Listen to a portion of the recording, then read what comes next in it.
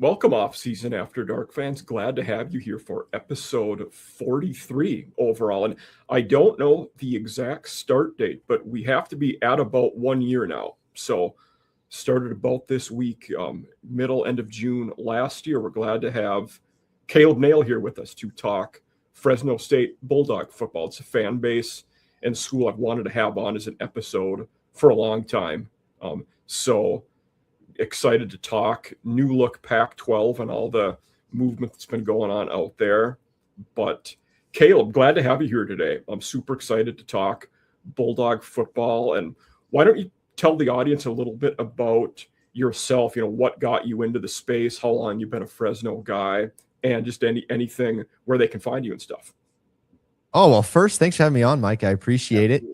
I've born and raised in a small farming town 15 minutes outside of Fresno. Okay. So I've been a Bulldog fan my entire life.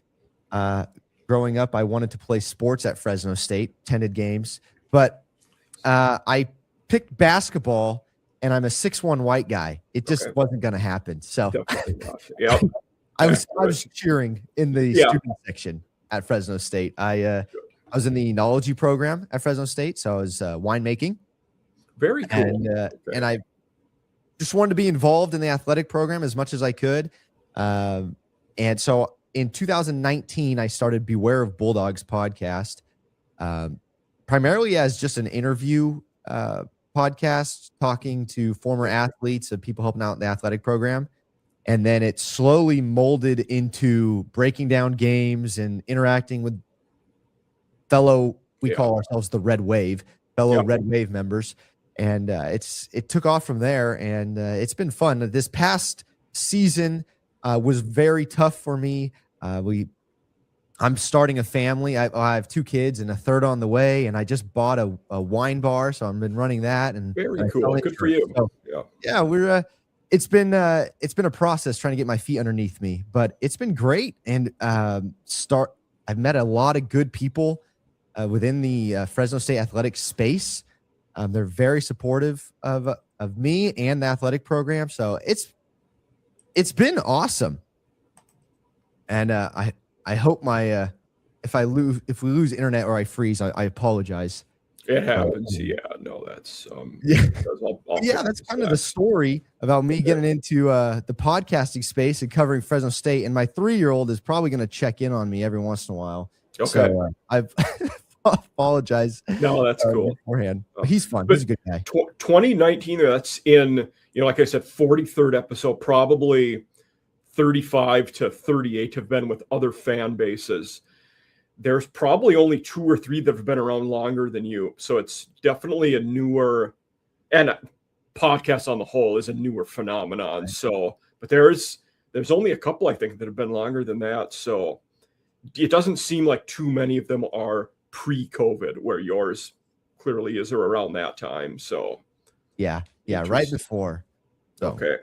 So when you started doing Beware of Bulldogs, who was the head coach there? Was that still Tedford, or had DeBoer started yet? It was Tedford. Okay. Yeah, obviously I've brought up here and then in writing articles, a lot of respect for him. I mean, over multiple stints at Fresno and at Cal, very good coach, solid guy, really, I think did a lot of good for college football, and especially out, in the West Coast there. So you guys have certainly done a good job in hiring head coaches. I mean, more so than most teams ever since the Pat Hill days. You've identified some good ones. Tim DeRuyter didn't go as well as planned, but apart from him, been pretty solid. Yeah, I mean, if people want to take a deep dive into the Fresno State football coaching tree, I think a lot of people will be surprised. I would love to do that now if you want to talk about. So I'll just throw the head coach. We talked about Pat Hill was there for a decade and a half.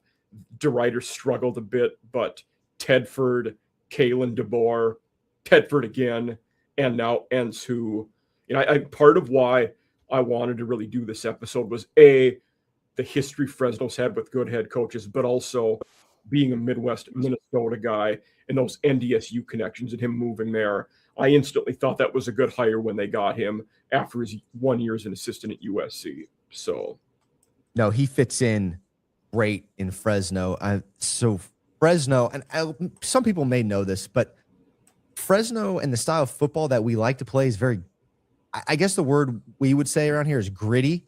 Yeah. Smash mouth, maybe you might say. And granted, our best success came when we had the Carr brothers slinging the ball everywhere. But we like to run the ball, and Entz fits that style of play. Well, and I should say, and our offensive coordinator, Josh Davis, fits that style of play. Yeah.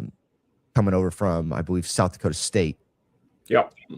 So that's been a lot of fun to watch. And defensively, Entz and our coaching staff they are focused on the trenches. And we love that here. Pat Hill was an offensive line guy. He was, yeah. So we had lots of great offensive linemen come through here and play in the NFL. We're all about that. We have had multiple outside linebackers transition to D-ends in the NFL. And so we like to see that progress continue at Fresno State.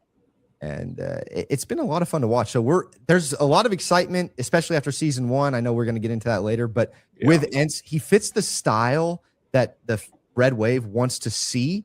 And so that's important for fan buy-in too, I think. Yeah. And even before you guys had hired him, one guy I'd written about in talking about assistant coaches, D coordinators, was Nick Benedetto. So he'd been at Northern Illinois before. And I think a high riser in the game, definitely a guy who I think certainly will have opportunities to be a head coach before too long, especially if success. Yeah. But that also means you're doing something right, and you're usually in a better spot for it if that does happen. Right. We've actually had multiple conversations on our show about where Fresno State lands in the college football world when it comes to coaching, because we understand we're more of a developmental program now. We're developing players for the power conferences, unfortunately. Yeah. And it also seems to be, we may be doing that for coaches as well. If DeBoer's at Bama now, but that's okay. I'm trying to get across to our fan base, this may be okay, because what's going to happen is with on the coaching side of things, they have to buy our coaches out. So if they buy our coach out, now we make some money, and hopefully we can continue the process. At least if we look at history, we're going to be okay when it comes to hiring coaches. So I'm trying to be okay with it. I think you have to be. Yeah. The hard part is relationally. Like they come in, you meet the guy, they're great people. You want to see them succeed, but you don't want to see them leave. But when the bag comes calling, like, I understand. I mean, if you have another 9-win season this year, especially 2 more, what are the odds that a Big 12 or Big 10 team hires him away? Probably pretty good. Oh yeah. So yeah, and it's tough to fight that. Yeah. Yeah, and I'm actually surprised that Benedetto's still here. Yeah. Not deep. That's an interesting one, but I mean, good coach though. Mm-hmm. And with the assistants, you're almost even more likely to leave as a coordinator just because there's more openings there typically. And the interesting thing though with them is, because most of them came from FCS schools before, you're not typically going to go back to those schools. So it only leaves P4 jobs as upward. So that might be a reason why you've kept him, a year or 2 more than you thought you would. Right. And Fresno State's very interesting. Just side note, our athletic director, Garrett Classy, we love him here. He's awesome. Okay. We just hired a new women's basketball coach, and he is from Anchorage, Alaska. That's D2. He's coaching D2 ball, and he's a national champion. So Classy's doing a lot of hiring very successful coaches from the leagues underneath Division I FBS level or Division I basketball. So he's very much about winning. If you can win, they think they can. That translates to Division I and so forth. And what we've seen, it's true. Yeah. So actually, at Marshall, we did that 2 years ago. So the women's D2 national basketball champion was Glenville State, a smaller school in West Virginia. We hired her. She won the conference in her only year here, and then is at Tennessee now. So, yeah. Right. Yeah. And DeBoer, that's the process. He was lost like one game. So yeah, they were unbelievable there.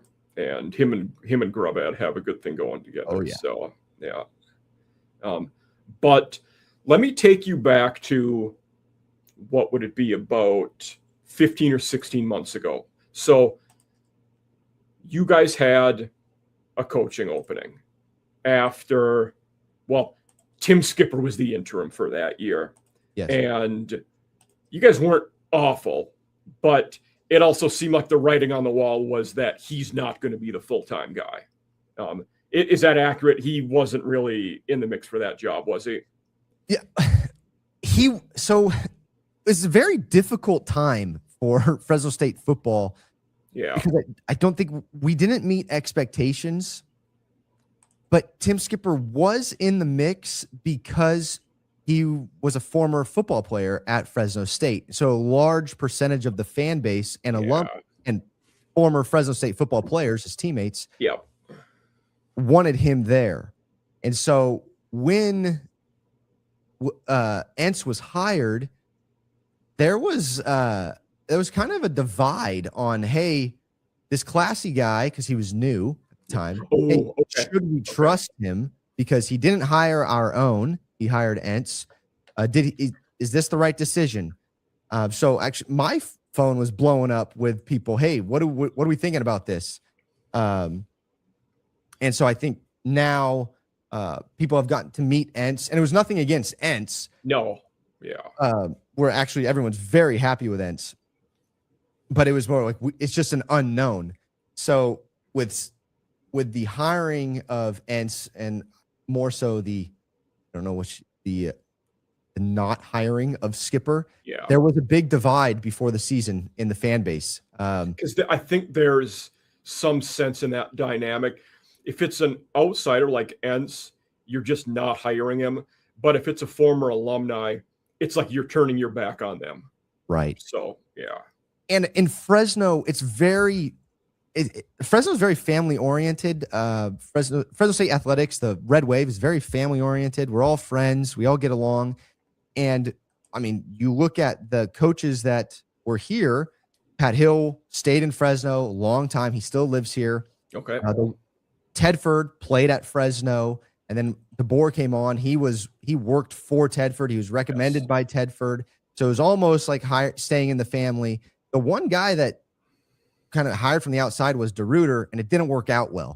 So there was still kind of a sour taste in Fresno State's mouth from people from the outside. So I think there's that added to everything. Yeah, that makes sense. Yeah, I definitely understand that, and especially like drawing another parallel with Marshall. Like, we won the conference 2 years ago, and then Charles Huff left, but there was bad blood there, and it was a big deal to people. Like, we need to hire a West Virginia guy. It's not something I buy into, but it's a real feeling among the fan base and the locals. So I definitely get where you're coming from there. So then, last year, going back to this, Entz got hired, and when it came down to the end, before the hire was made, who were some other big names that were in the mix for that job? If remember any of them, if you don't, we can move on. Okay.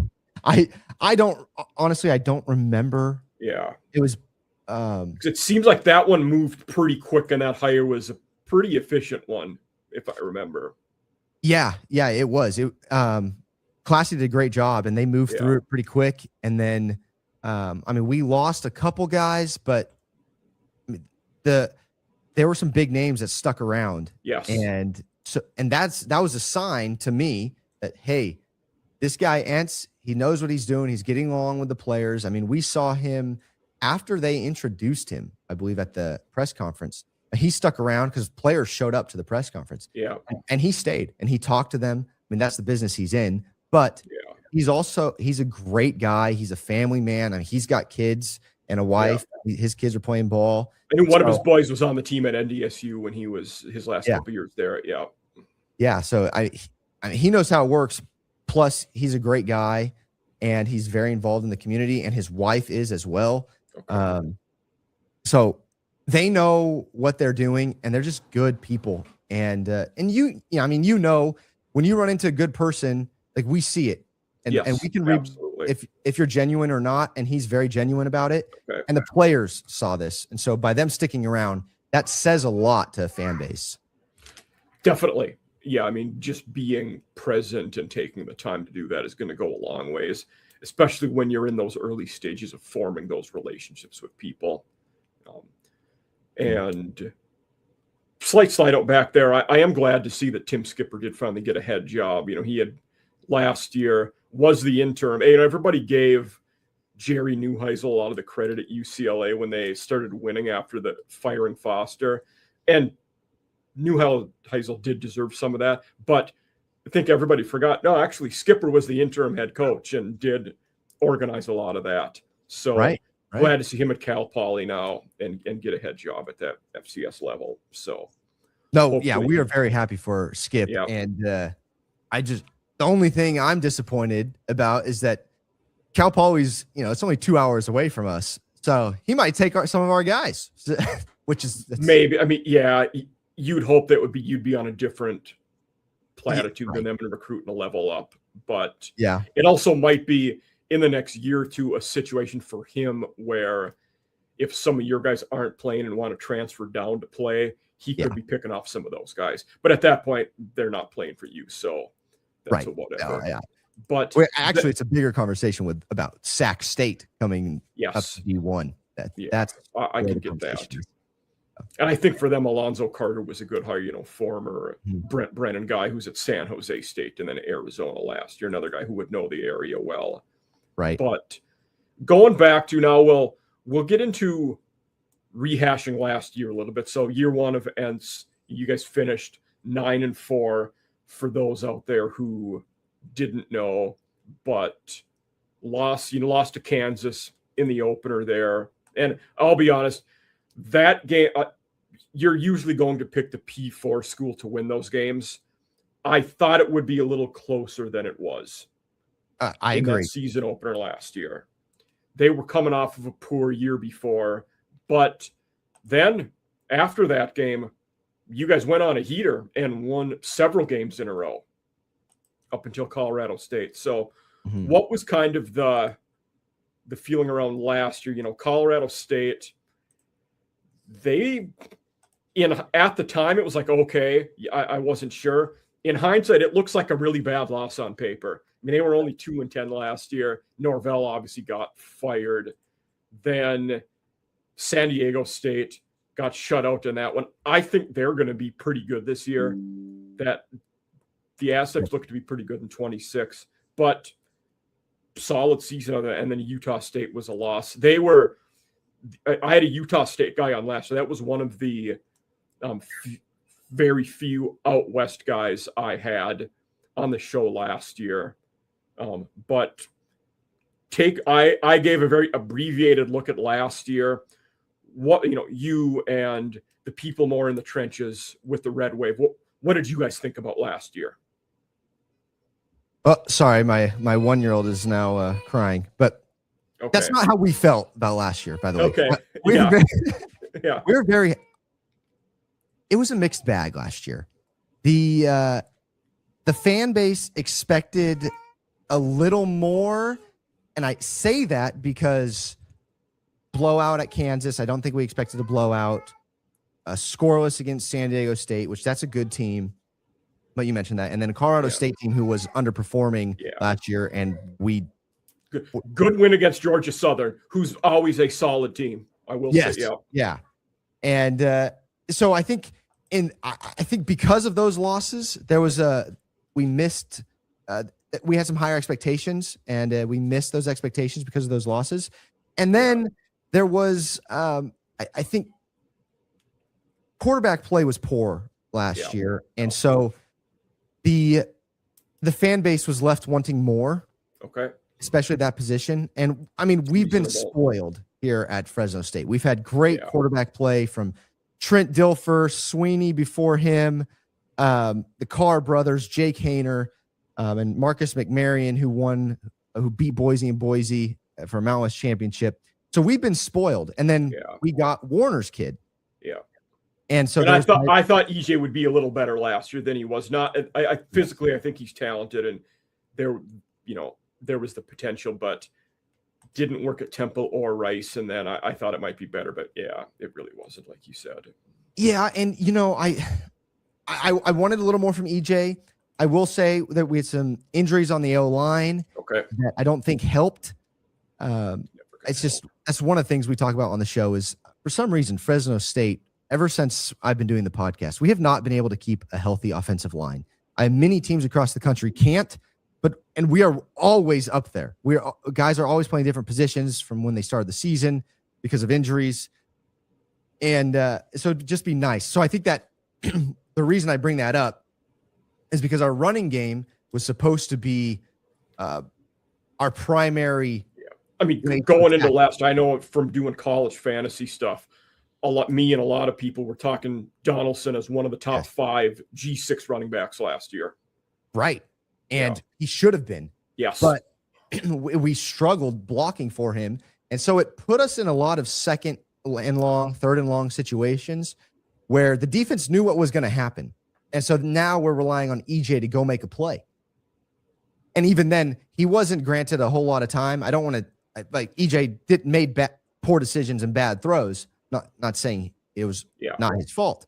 But this is a team game. And when the line doesn't block well, you're forced to make throws that you just don't want to make.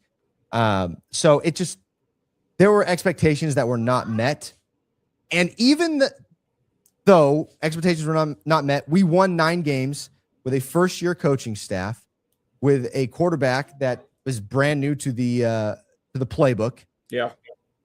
So for me, a 9-win season, no matter what, and a bowl win, I'm happy. That's great. For me, any situation where you have a first-year coach and win 9 games, that's a win. There's rarely going to be a situation where that's not acceptable in a first-year head coach. Oddly enough, I can only think of 2 of them. One of them was Kalen DeBoer, because that wasn't enough for their fans, apparently, when he left. And the other one was Ryan Day, when he was great, but lost to Michigan in year 1. So different ball games, but yeah. So but it's weird looking, though. Like, you look at 9-4, but some of those losses, they do seem like the Kansas one. We talked about Colorado State, bad in hindsight, but going to Boise and throttling them had to feel really good last year. Yes, it did. And against Boise, now granted, Maddox Madsen, their starting quarterback, was out injured in first drive. We also played our backup that game. We made a switch. And so was that Carson Conklin or the? Yeah, I believe. Okay. Yes. Gosh. Okay. Yes. And so he beat Boise State and Wyoming. So there's pretty resounding. I think both of those games were pretty big wins, just score-wise. Yeah.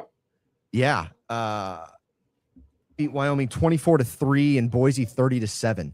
Yeah, I mean, that's great D, both those games. Yeah. So great defense. Our defense showed up, and then we ran the ball well, and we had to. But even then, Conklin came in and throwing the ball. I think everybody had a little bit higher expectation from Conklin because we had heard good things. He transferred in from Sac State, and we thought there was going to be a little bit more umph behind his arm, and it just nothing really fit together from what we had heard. Didn't he go back to Sac State now? I believe he did. Conklin? Yeah. So the quarterback situation, and then the way we lost games, it just didn't feel as though the Red Wave was super thrilled. But if you ask anyone in Fresno, We are very happy with 9 wins and Coach Entz. So it's kind of funny how it works out. Okay. No, that makes sense. I think that context is always good to understand, like getting away from the record. How do the actual fan base itself feel? And, what are expectations? What's acceptable? What's not acceptable? And things like that. So recap, we did a good job recapping the last year. And then a good bowl in Miami, Ohio is always a salty team. Chuck Martin does a great job in the trenches there. He's been there a dozen years, is entering year 13 for him. So good way to end the season. And then roster wise, so, bring in Christian Martin in the portal, from Maryland. What are the thoughts? Just we'll go through the position groups. What's the thought with him? Obviously, a horse of a 6'4", 230, just a massive human with a cannon for an arm. So, what are you guys hoping for with him? What are you looking at there at the QB spot? So I think number one at the QB spot, if you ask a Fresno fan, someone from Fresno, they're very interested in Jaden Mandel, who is listed right now as number 2. We're pretty sure Christian Martin's going to be the starter. But Jaden Mandel is a local kid, played here. He's athletic, and he's been here a while. So people are interested in him. But Christian Martin, the number one thing, if you do any research into offense at Fresno State, what we want to do is, one, we want to run the ball, and that includes with the quarterback. Okay. And offensive coordinator Josh Davis mentioned that in camp, said, hey, we want to do a little bit more design quarterback runs. And when you throw in a 6'4" monster running the ball, it's not going to be fun to try and tackle Bryson Donaldson and Rayshawn Luke every play. Now add on a 6'4", 200-some Christian Martin. So it's just going to be brutal. And yes, he does have a cannon of an arm. I'm very excited to see what he brings to the table.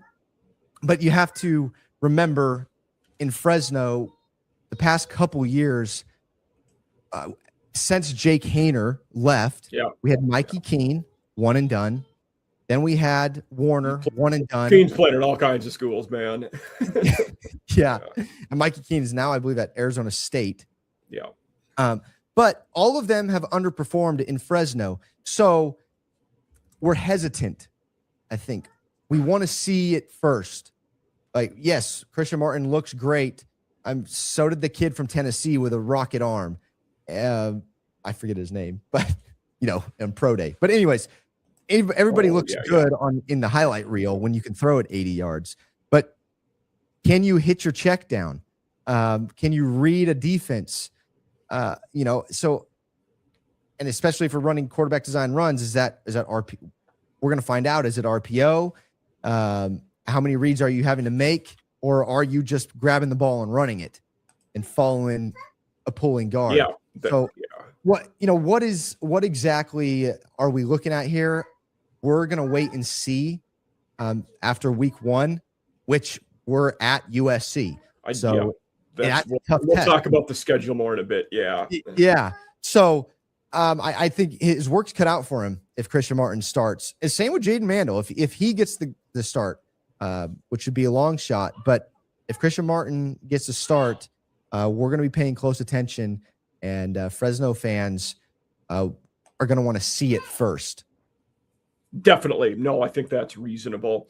And I also think it's, it tells me something about the closeness and tight-knit relationship and nature of your fan base, that some people want to see if Mandel can be the guy and give him a chance to play after he's put in the work and been there for so long. Like, I don't think everywhere would be as open to do that. Sometimes you just are going to look at, we get this guy in the portal, he's physically better, we're going to start him. But that's not always the case. We certainly, some of those guys have went to other jobs and then also flopped and not made it. So we'll see what happens there.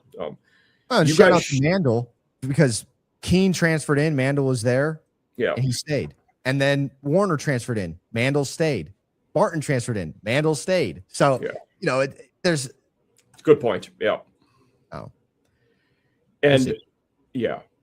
Now the running back position, there are not many questions there. You guys should be outstanding at that position with Bryson Donaldson coming back and Rayshawn Luke also back. I mean, whoever starts at QB will have the luxury of a very good running back core behind them to hand off to.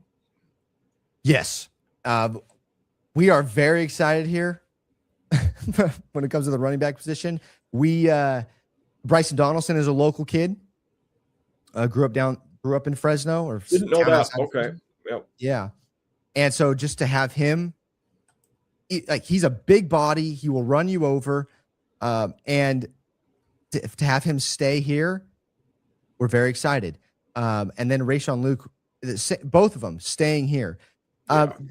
We did have a couple we did have one guy transfer in, and I'm blanking on his name now. Tariq Thomas was at Central Arkansas, and he had over 100 carries there last year. So you have 3 running backs that carried the ball over 100 times last year. Right. So I'm excited to watch Tariq play. Unfortunately, Brandon Ramirez, who played last year as well, he's a bruiser and another local kid. He is injured, and it's looking like I haven't seen the official announcement on this yet, but it's looking like he's going to be out for season. I did not know, because the depth chart I had Ramirez listed as 3rd, so I did not know that he was hurt. Yeah. Okay. So which is a total bummer. But with Tariq there, and he's a different style of running back than Donaldson, and even Rayshawn. So I think there's 3 guys that are going to be able to hit him in the mouth, and that's the style of play we want to have in Fresno with this coaching staff. So we're very excited for running back. And I'm just going to throw out there, I think this is one of the top running back rooms in the country, and people aren't talking about it. So, I mean, because it's being overlooked because Boise has some pretty good running backs. But I think this is a dark horse running back room. Yeah. G6 wise, there aren't any I can think of right now that I would say are better. I mean, they're probably the best one in the country at that position. I definitely, off the top of my head, I can't think of a better one right now. Mm-hmm. Now the receiving corps. So it looks like Jaleel McClain will be that slot guy, and then Ezekiel Abbott is back after having 20 some catches last year. And then who do you expect to be the other starter on the outside? Freeman. Okay. Yeah. So Josiah Freeman. Yeah.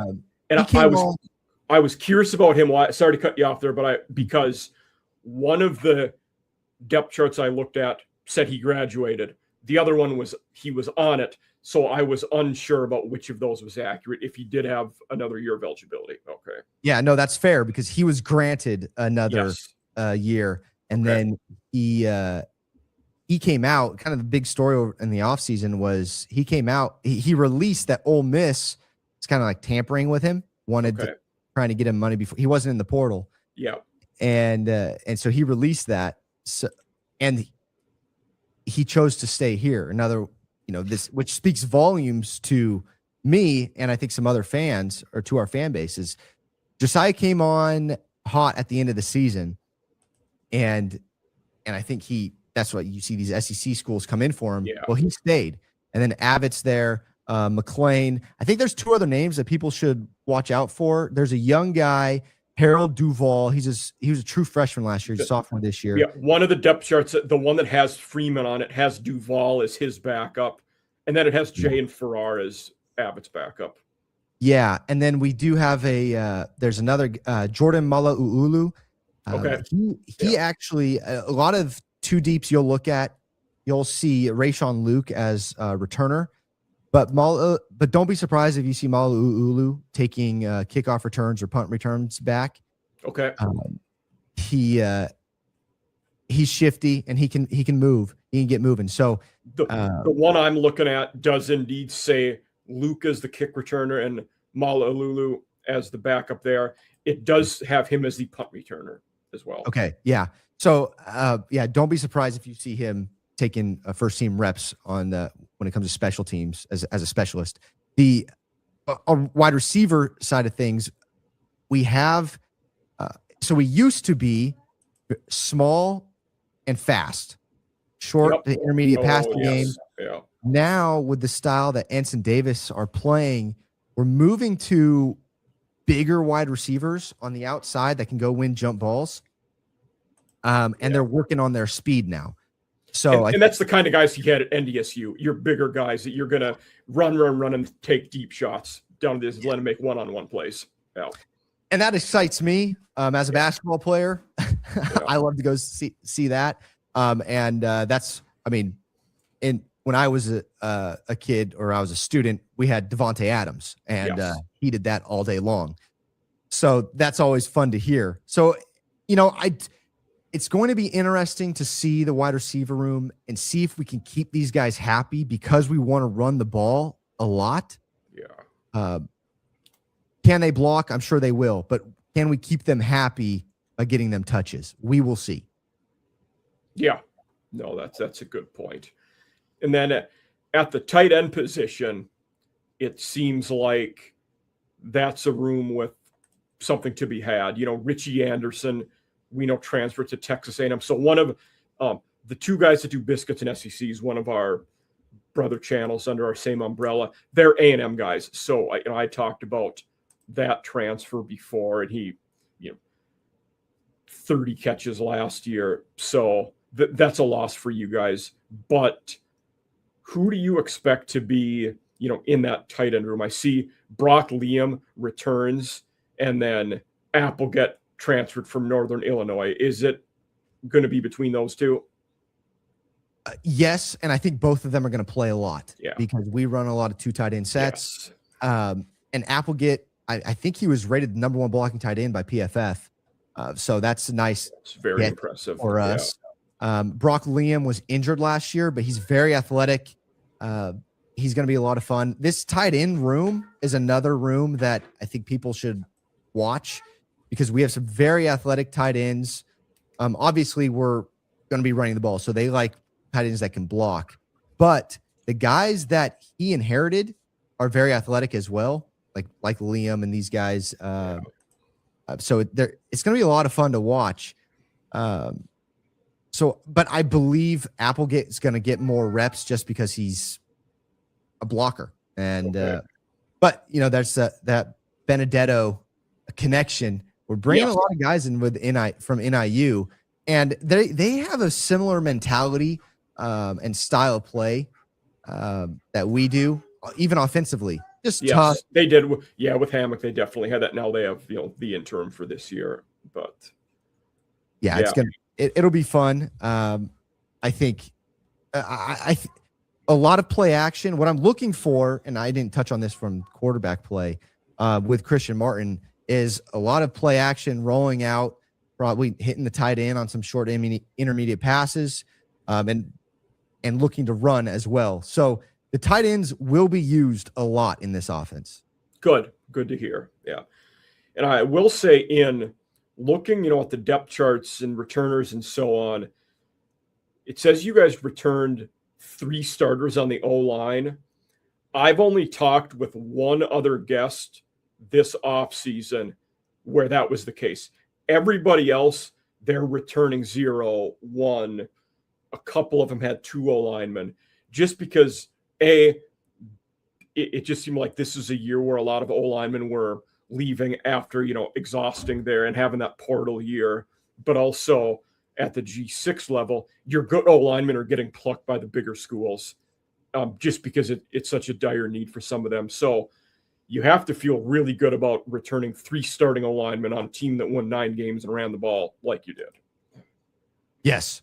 I am very big on winning games in the trenches. I think if you have a good O-line and an experienced O-line, you're going to win a lot of games. Yeah. So at Braden Walton returning is huge for us. I will be curious with if he has another good year this year, it might be tough to there because there will be the absolute elite blue bloods that will want him to go there if he has another good year. Yes, 100%.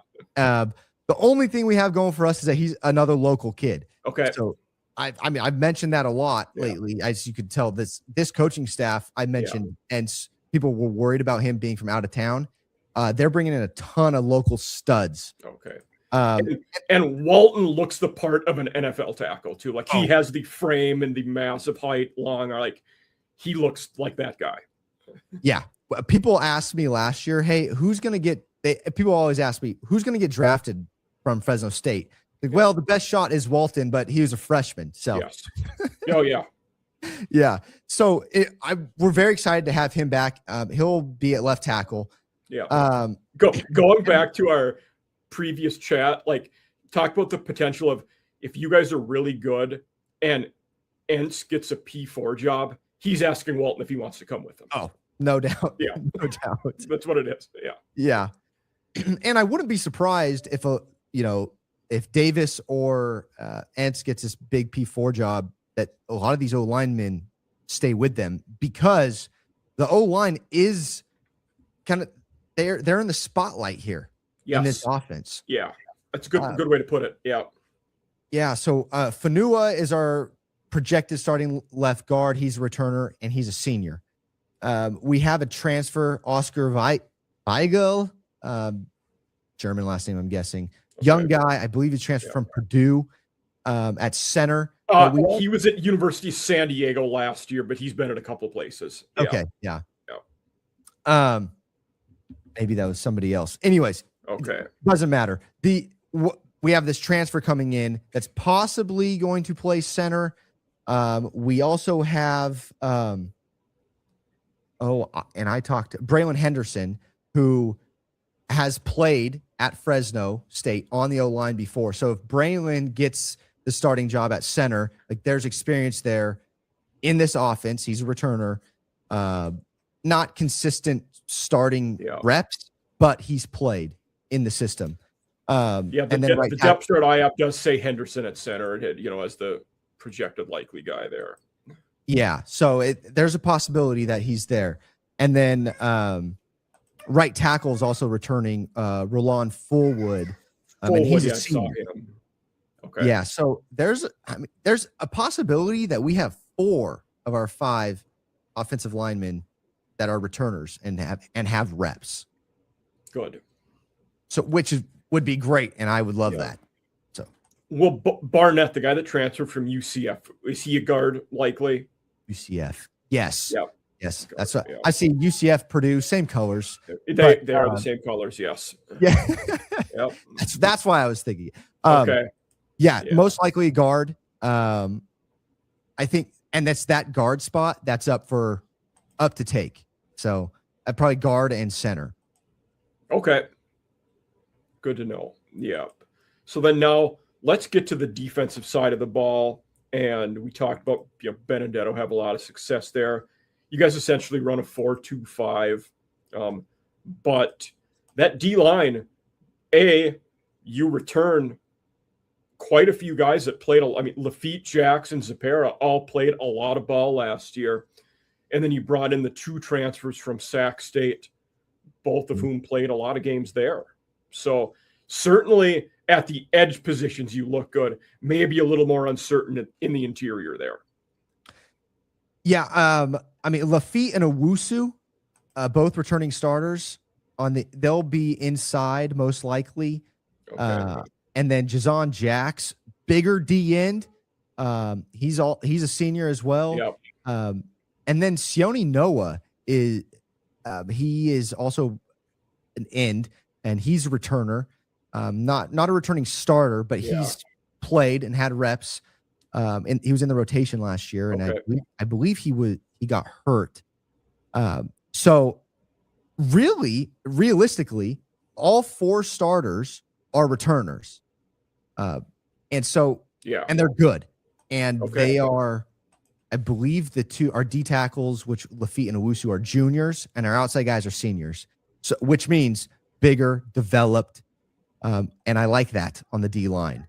We did bring in some FCS transfers, like you said, which I'm very excited about because we had one last year that was pretty good. And Zapera is also a returner.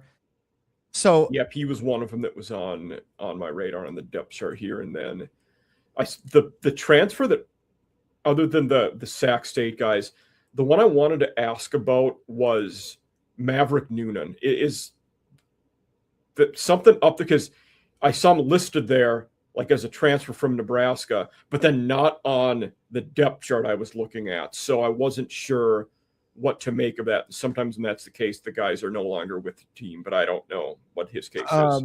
Yeah, I haven't seen anything. From everything I've heard, Noonan is a stud and should be fun. But yeah, I haven't heard anything, but I could be wrong. So you'll have to double check me there. Okay. Yeah, sometimes the two sites where I do the depth charts at, they're slow to the game with the G6 schools. So that could be the case too. And it's just they're not moving as quick as they would be other times. Mm-hmm. Yeah, I haven't heard anything recently. Then linebacker wise, Kavion Thunderbird, coming back, was, I think, your guys' second or third leading tackler. Mm-hmm. Or for the linebackers. I think some of the safeties had more, but a guy that was, I'm guessing, was he hurt part of last year? Yes. Because I saw he was listed as second, but only played 7 games. That logically told me he's probably hurt for part of the season. Yeah, so, he did. Okay. He got injured. Yeah, but really, Pearson's the only starting linebacker that you guys lost. Mm-hmm. And the rest of them, Thunderbird, Kajavi, and then Logan Stutt, all back, and guys that played almost every game or every game. Yeah, this linebacker core is tough, a lot of fun to watch, experienced, and a couple local guys. Kajavi and Stute are local kids. Okay. So people, their families they're at the game, every game, and awesome. All their friends. So it's fun to watch. And then, and then Thunderbird, if he can stay healthy, he was so fun last year. Not only do I think he'll be first team all names team, but he could be first team all conference this year as well. I mean, he brought a lot to the table last year when he was healthy, and he was performing well. So I really like this linebacker core. I think the only thing I will say about the linebacker core that I'm paying attention to is their speed. Can we keep up with speedy running backs, or if we get stuck, in zone D in the slot or something like that? Hopefully, like you said, we play 4-2-5. Yeah. So most likely they're not going to be matching up. Typically, with that nickel type guy is going to be more versatile. Yeah, you'd hope. Yeah, to do that. But if they get stuck, can we keep up? Because we don't have the guy. These boys are big hitters. Yeah, Thunderbird's definitely that B gap to B gap run stopper, Mike linebacker type guy. Yeah. Yeah. So I'm curious to see how they perform in pass defense. Okay. Yeah, that's reasonable. Not many. Not many guys at the collegiate even at the P4. Very few are going to be elite at both running and pass D. Right. So that's just the nature of the beast. Yeah. Right. And then in the defensive backfield, looking there, that's where it seemed like you guys did lose more guys. It looked like, Simeon Harris is back and Ethan Tierney. Most everybody else graduated. I did see Taylor Powell transferred in from Northern Illinois. Presumably that's another guy that followed Benedetto there. And then Croy Stewart was one I noticed from UCLA. But I couldn't say I knew much about, what that D-back room is going to look like, just because it's probably guys that were backups with you guys last year. Yeah, and this is the biggest question mark on the entire team, other than quarterback, I would say, but even more so than quarterback, is at corner. Simeon Harris, A lot of people are saying he's going to be the nickel position. We'll see. The depth chart I have does indicate that would be the case. Yes. Yeah. So we'll see where he lines up though, because I like him at corner. Yeah. But other than that, we don't. One thing with him too, former Colorado and Utah State guy, I wonder if it's almost his preference to play nickel, because if he has a shot long-term to play in the NFL, he will be at that slot guy. He's not going to be an outside guy. Maybe he wants to move to help his long-term potential, even if it wouldn't be the best for the team this year. Right. I could see that. Now, he is our best player in the secondary. So as long as he's on the field, I'm happy. He's and then there have been question marks at safety, but I think we lost some guys. But Ryan Wilson, who played last year, got hurt. The guy's just been beat up with injuries his entire career. He's another guy that was crossed off my list as exhausted eligibility, but he must have won another year. Yes. Yeah. Okay. So he's back at safety, and then Ethan Tierney most likely. And we had some transfers come in at safety, like you said. So it's going to it's going to be fun to see. I hope it's going to be fun to see how this works out. But there's a lot of question marks with DBs, and I'm hoping that our experienced D-line and big D-line forces quarterbacks to make quick decisions so that we don't have to worry too much about them. Fair. Absolutely. No, that's fair. Yeah, I think that's a good way to put it. So, but yeah, other than Simeon Harris, it's kind of up in the air. Okay. We'll see who marches out there week 1. Makes sense. Yeah. Now, let's move a little to week 1. So looking at the schedule, a bit obviously you at USC in the opener, that paycheck game that all of us at the G6 level need to survive. That is, there is no shame in it, even though nobody really wants to talk about it. But that's what it is. Marshall opens at Penn State this year. I feel it. Oh. So, yeah. And then Alabama in 27. So. Oh, my word. But then you guys, week 2 should be a fun one for you guys with Sac State jumping up to FBS and you guys having them at home this year. It's a fun non-conference game. Very much so. I think this very quickly over 1 year became a rivalry game. So, and especially for, I actually think Sacramento State is a huge game, and it's not being talked about in Fresno that much right now because we're focused on USC, which as it should, because everybody wants to beat USC. When Reggie Bush and Leinart were there, we played them, and it was a great game. Yeah. Unfortunately, it's Reggie Bush's Heisman moment. It was, but we were in that game the entire time. We should. Yeah. There's a conversation, but we should have won that game. So anyway, since then, the Red Wave and the Bulldogs, we've wanted to beat them so bad, and we've been close a couple times. But Sacramento State, this is a big game because if we perform well, there's no chance that, like we said earlier at the beginning of our chat, there's no chance that Sacramento State's going to be stealing our guys. But if Sacramento State comes into our house and performs well, and God forbid they beat us, that's going to hurt a lot. It will. So we really need to kind of shut them up, I guess. I think that's fair. Put that marker down right away and say, metaphorically, you guys are in FBS now, but you're not at our level yet. And right. I think that's the message you want to send in a situation like that, especially to a very close proximity regional rival. Right. So we are big brother. Yeah. Then you got another regional-ish game. We go to San Jose State the week after that. And they were not as good as I expected they would be last year. I thought they would improve over what they had been in Numatalalo's year 1, 3-9. I do have a lot of respect for him as a head coach. So I think he's pretty good. So is that another game? I mean, what's the thought? Do you guys view them as a rival? What are the feelings with San Jose? We do view them as a rival. We have it's a trophy game. Okay. So I know you guys beat them pretty good the last game of the year last year, but yeah. It we're still salty that Fales back in, I think it was 2014, David Fales was a quarterback there, and he beat us last game of the season with Derek Carr and Devontae Adams to ruin our undefeated season. And so we're still taking it out on them. We don't like it. So yes, they are a rival. When was the last time they beat you guys? Was that it? Might have been COVID.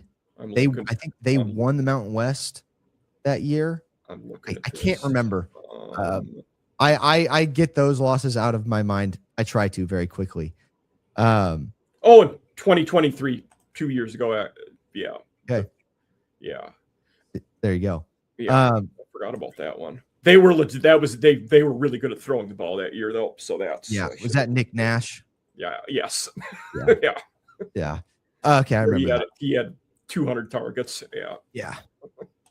So but yeah, I don't think I'm not. You never know what can happen in a rivalry game, but we've handled our business for the most part against San Jose State.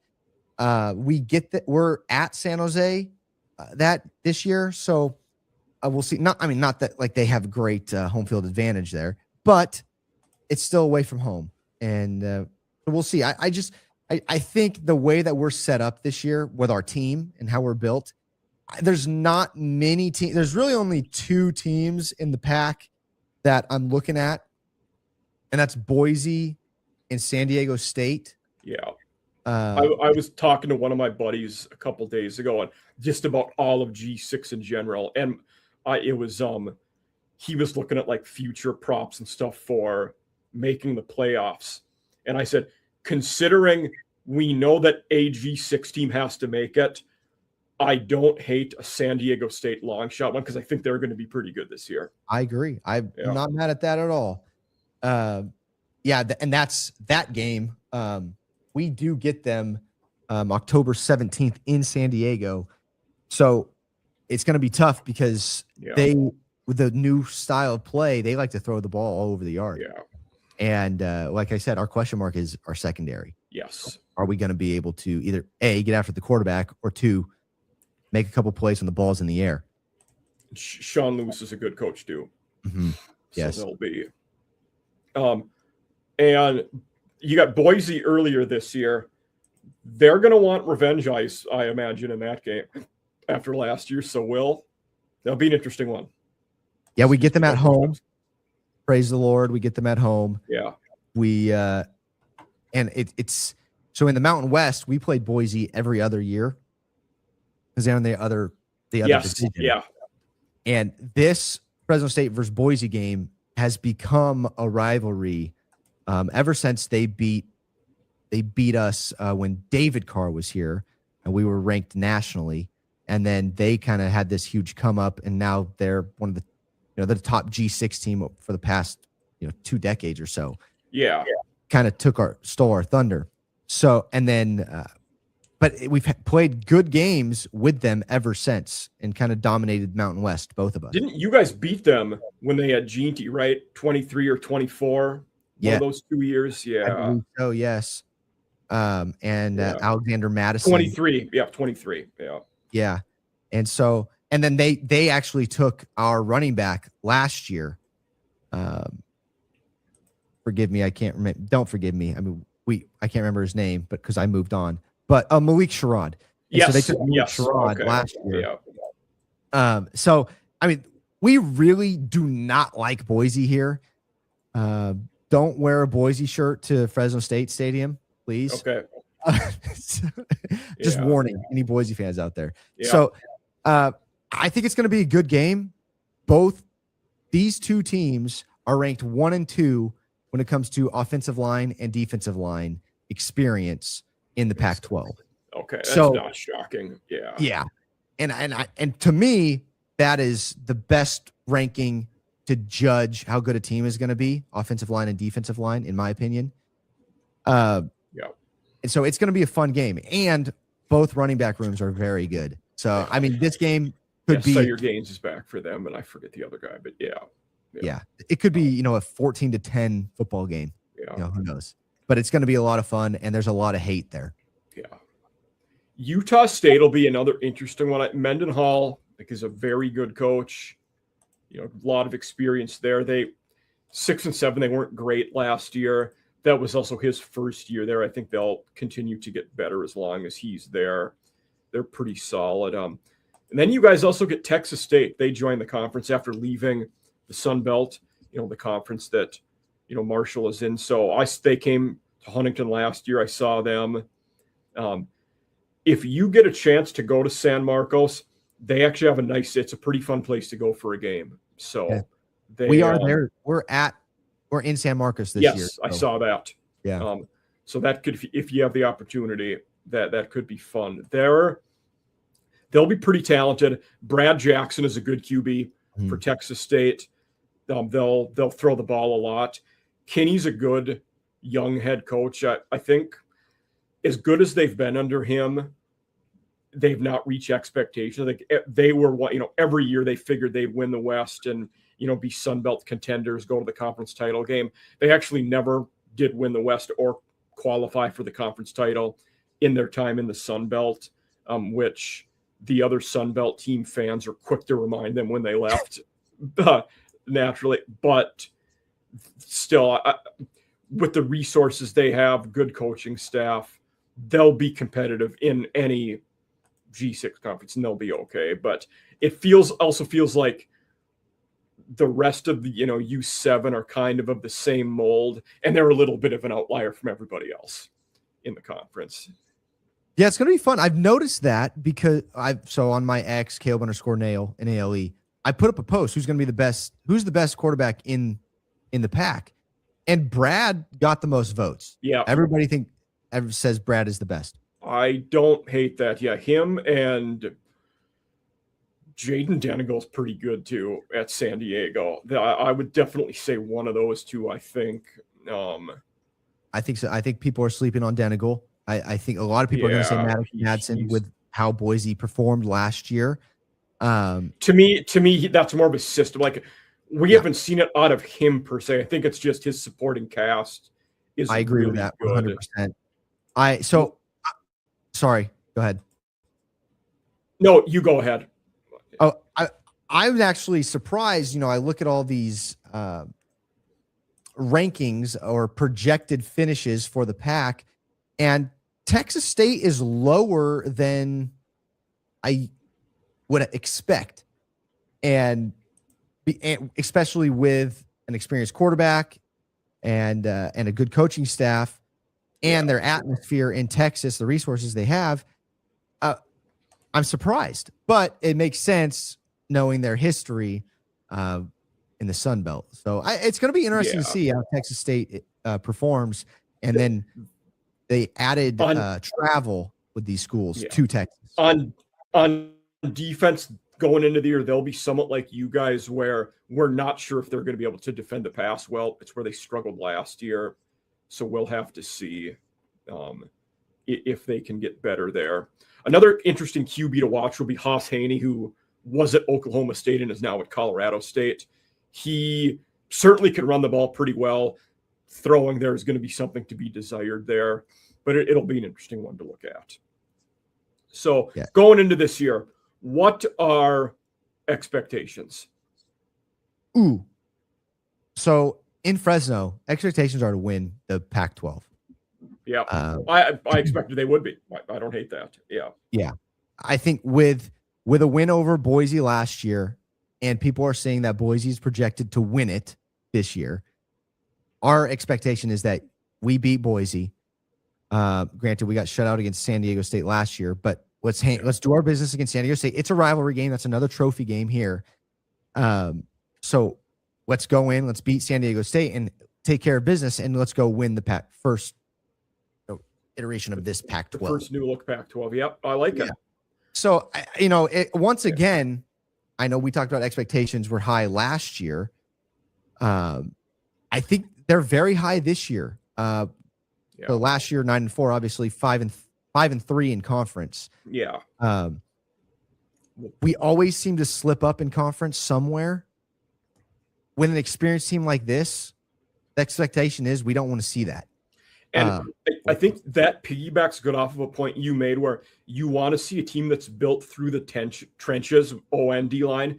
You're more recession-proof when you're better in the trenches. Right. So I think that there's something to be said for that. Yeah. 100%.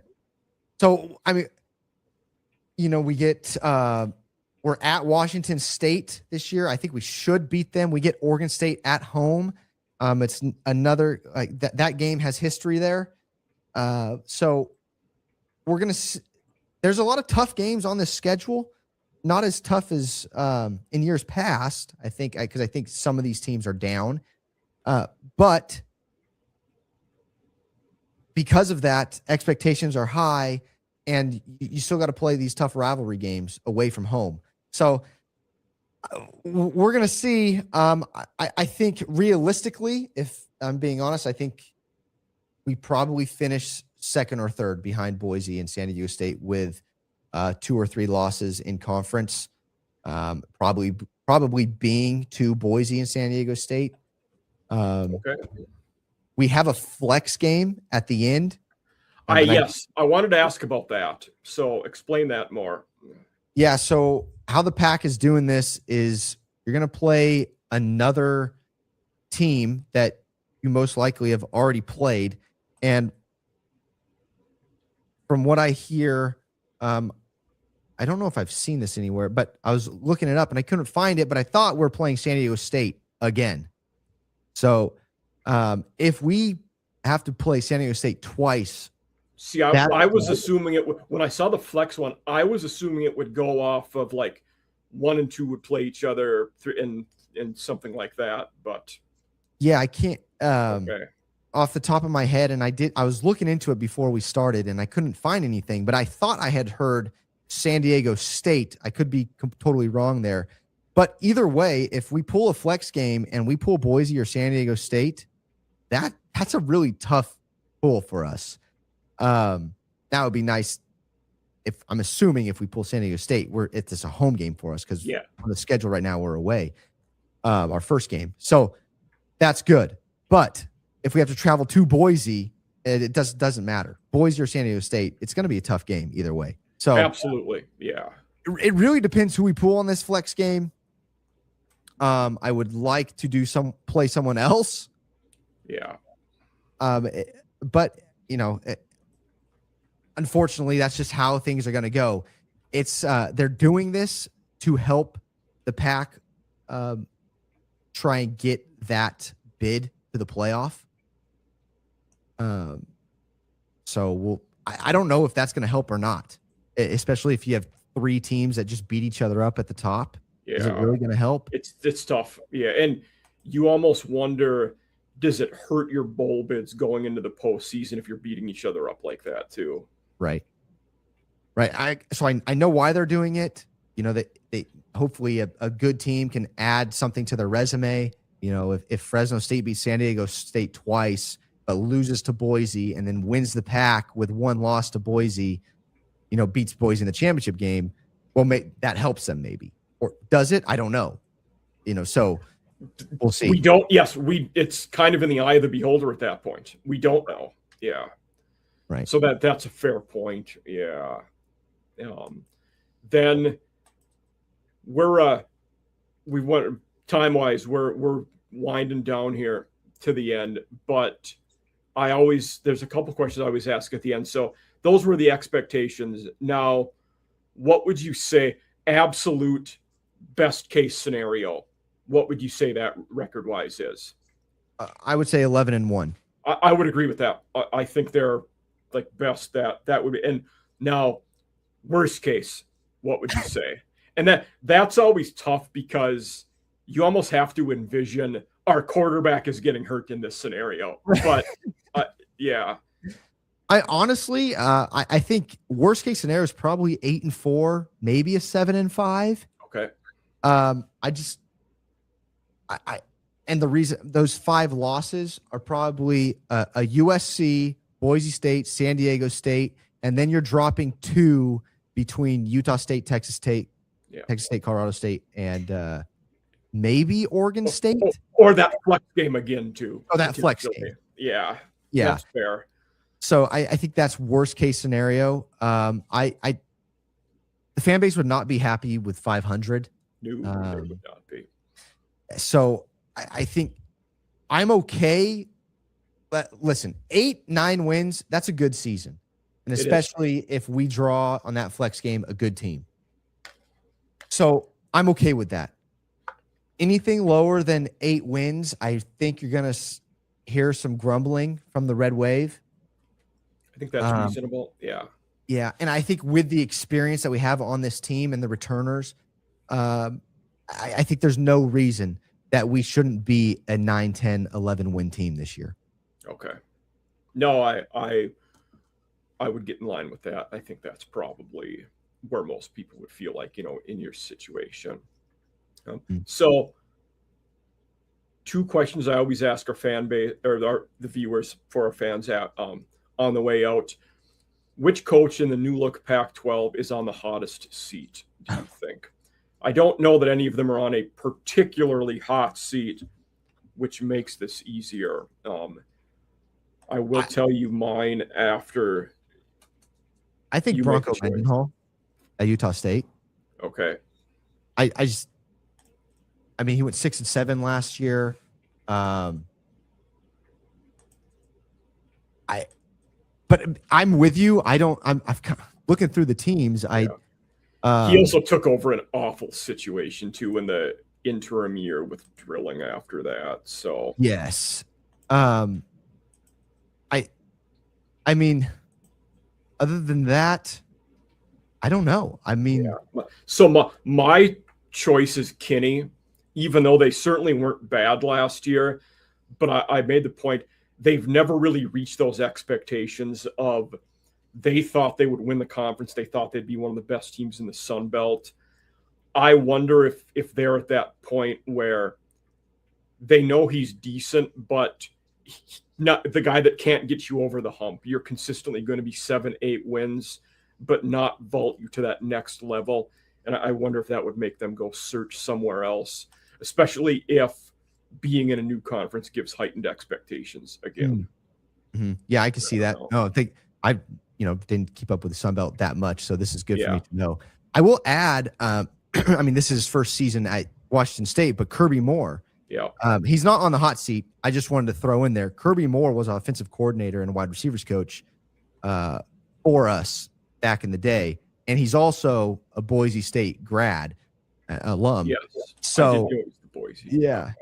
So with him being at Washington State is kind of fun and add some storylines to the Pac-12. The other new coach, Jamarcus Shepard at Oregon State, who was DeBoer's assistant at Alabama last year, before that at Washington.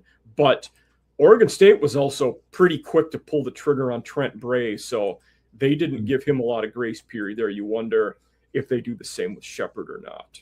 So yeah, Oregon State's an interesting team because I think they had a big name a couple of years ago transferring with Malik Murphy. Yes, and they haven't performed well. And before that was DJU.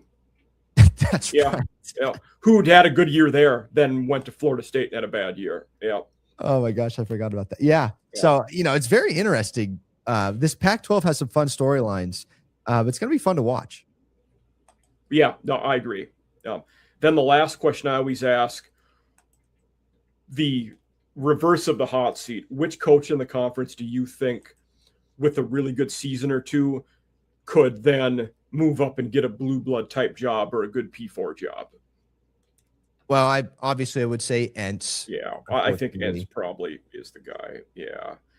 And I think the top 3 are Entz, Sean Lewis at San Diego State, and Spencer Danielson at Boise State. Tough to say they're not. Yeah. Yeah. I wouldn't be surprised if Kirby Moore brings this. If he does well at Wazoo, he might bounce back to somewhere else because I mean he didn't perform well at Missouri as the OC there, so we'll see. But I would say probably Sean Lewis. I would say Sean Lewis. I think Danielson loves Boise and Entz really loves Fresno. But who knows? But so my guess would be Sean Lewis. People are going to be very surprised by San Diego State this year. Yeah, I think that's a fair one too, especially looking at where potential openings could be. Being a former Colorado assistant, he might be in the mix for that job if it were to open up. So, and I will add someone outside of head coaches. I think Benedetto, our defensive coordinator, possibly get a shot at a nice head coaching job. Maybe not P4, but so a nice G6 job. If Fresno State defense performs like they did last year, I would not be shocked if he gets a head coaching job somewhere. Yeah, I think that would be a fair one too. He is a guy that could move up, definitely. But we've reached our time here, Caleb. So, I wanted to thank you for being here. And listeners out there, you can always, I'll tag all of Caleb's accounts in the Beware of Bulldogs pod, so you'll be able to easily follow them. But I had a lot of fun. This is a great episode. Glad we could be here today. Oh, Mike, I appreciate it, man. I enjoyed myself as well. Hey, man, Thunder and Herd, fun team. I saw some photos of a lime green jersey that Marshall had that they were. Yep. We got to bring that. They were taking photos with it with recruits. I think they should bring that that's out. Sweet. Yeah. They will mix. They'll do that or black for some of the home games this year. They actually released the jersey concepts a week or two ago, so they are wearing the green for a couple home games. Oh, yeah. Okay, good to know. Yeah, but thanks again, and see you later, everybody. Thanks for being here.